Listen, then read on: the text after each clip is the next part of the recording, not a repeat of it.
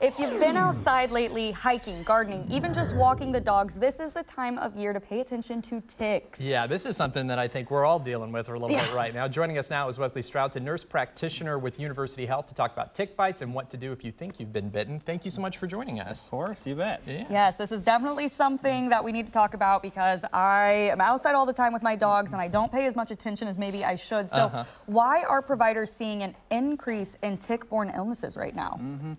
Tick-borne illness has doubled in the last 15 years because of climate change. Ticks are moving into new areas they haven't lived before. Tick season is longer in the areas where they've always lived. We're building more and more houses around wooded areas, and human behavior is changing, and probably all these things are contributing to the increase in tick-borne illness. Oh, without a doubt. And we're seeing a lot more news stories of people going to the hospital because of tick-borne illnesses. Can you give us some examples of some of those illnesses that people might contract from ticks?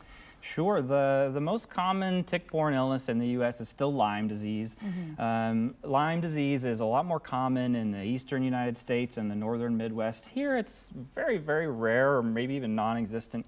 We still have other nasty bacterial illnesses that you can contract from ticks, and an emerging tick-borne disease is alpha-gal syndrome, which is a little different.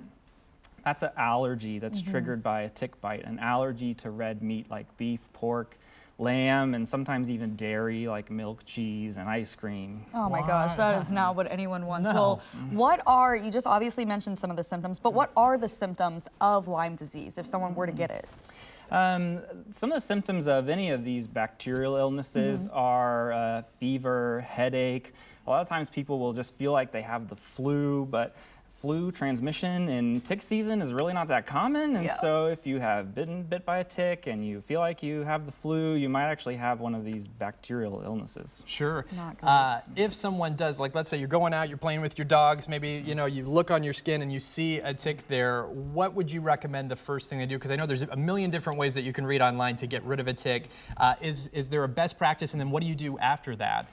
Yeah, there's all kinds of stories about lighting it on fire and dousing it in kerosene. Don't do that. Yeah, I was like, don't do that. Please don't do that. The best thing to do is, I mean, if the tick can be just brushed off, no disease transmission has occurred, it didn't bite you. But if it has bitten you, you can grab it with some tweezers. Just pull it gently until it removes itself. If you don't have a pair of tweezers, don't wait until you're, get some tweezers. Just use a tissue. You're like, do literally anything, get that thing off. Go into the store, get that tick tweezers off there. Some people get freaked out if the parts of the tick stay in you, but it doesn't really change our strategy. It's one less tick in the world. So, I love your approach. It's like, there's one less of them. Absolutely. We don't like them, but also please don't light them on fire. Great takeaways. Well, if people do want more information about all of the things that we've talked about today, what is the best place for them to get those resources? Yeah, absolutely. We have sort of launched this new initiative around tick-borne diseases and tick awareness. So I think our number is going to be on the screen. You can give us a call. We've got a couple of great nurses that are answering the phone and can give you advice on what to do and when to seek care. We've got providers like me that can see you in clinic if you need to, if you have a tick exposure, if you're worried, if you're concerned that you could have alpha-gal syndrome, we're happy to see you in clinic and get you the treatment that's important.